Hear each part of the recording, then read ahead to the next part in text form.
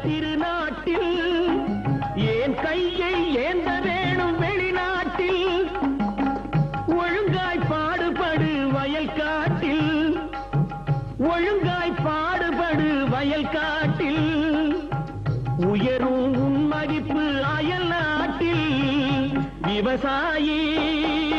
விவசாயி